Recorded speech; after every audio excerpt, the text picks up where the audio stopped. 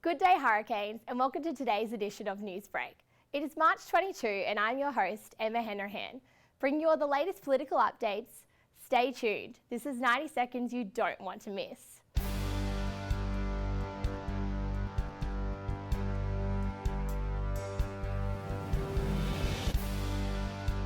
Riding high in Nevada, Donald Trump is holding the best hand in the battle for today's caucuses.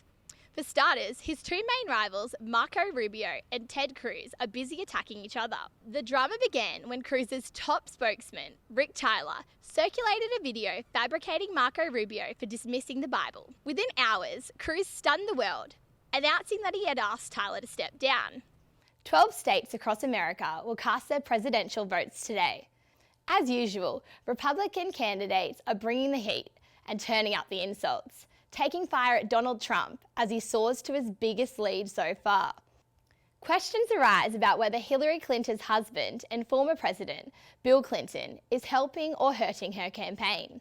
Bill Clinton snapped at a former Marine during a campaign in South Carolina on Friday, after a veteran interrupted his speech about Hillary's position on veteran affairs.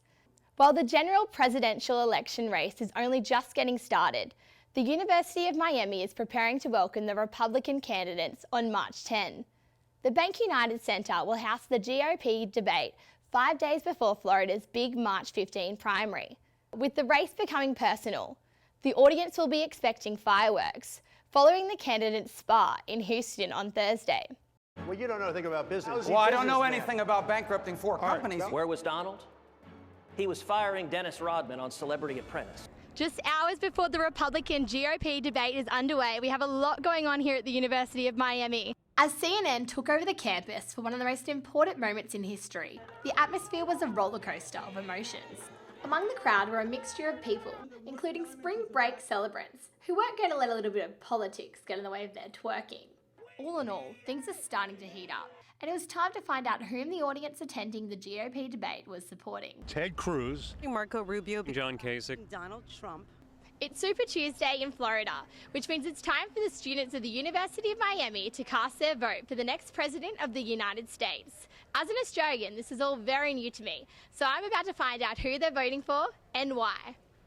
I'm voting for Hillary Clinton, and it's because I think it's really important that this country sees a woman president.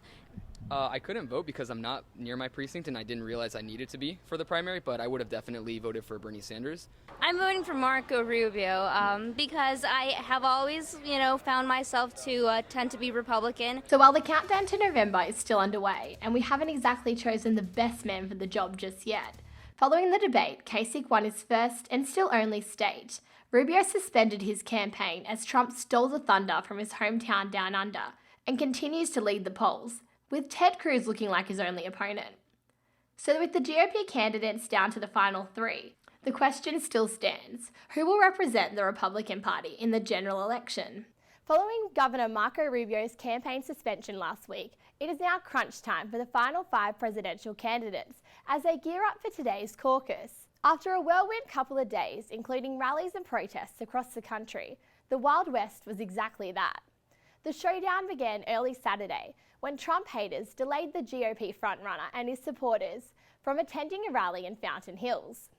However, like any Trump debate, the drama didn't stop there, as one protester was hospitalized after a violent breakout at a Trump rally in Tucson, Arizona.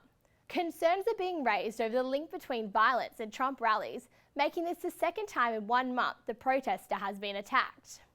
All eyes are on President Barack Obama and his trip to Cuba in an effort to restore ties between the two nations after 50 years of silence.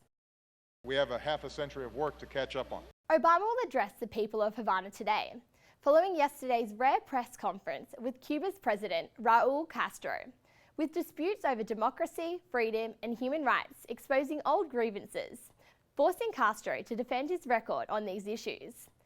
Nonetheless, the tension soon became awkward when Castro grabbed Obama's arm and waved it, and it didn't take long for the footage to become a social media sensation. Ted Cruz and Bernie Sanders proved that they were best in the West over the weekend, gaining much-needed delegates in their race for the White House. But whether or not this momentum can travel east is the big question. Now, all eyes are focused on delegate-rich New York, the home state to both frontrunners Donald Trump and Hillary Clinton. However, Hillary seems to have bigger issues on her hands. Her husband and former President Bill Clinton continues to create headlines, referring to Obama's legacy as awful, and more recently raising eyebrows by saying, "We are all mixed-race people." As questions continue about Bill Clinton's liability for Hillary's campaign, her rival, Sanders, has unexpectedly defended her in the matter. But I am running against Hillary Clinton. I'm not running against Bill Clinton. Recent polls also favour New York billionaire Donald Trump, but despite the facts, Trump still faces an uphill battle. Following Cruz's clean sweep in Colorado, where he took home all 34 delegates, successfully increasing his chances of a contested convention. Although Trump is not going down without a fight, voicing his complaints about the loss by blaming the voting system. The system is corrupt, and it's worse on the Republican side. However, this is not Trump's only problem with the voting system. Two of his children, Ivanka and Eric Trump, failed to register as Republicans and consequently will not be voting for their father in next week's primary. While Trump claims his children were unaware of the rules and feel guilty, he also jokes about cutting their allowances. However, he is not laughing about the Boston Globe's front page story in its Sunday edition. The newspaper published an opinion piece about what making America great again would actually look like, warning readers about the deeply troubling risks of a Trump presidency. Nevertheless, in true Trump style, he brushed off the attack by turning up the insults. How about that stupid Boston Globe? It's worthless, sold for $1. Did you see that story? That is all for today's NewsBreak, but you can still check us out on Facebook at UMTV NewsBreak or follow us on Twitter at UM_TV. For the latest updates and news, tune in tomorrow for more. I'm Hanrahan. Have a great day, Hurricanes.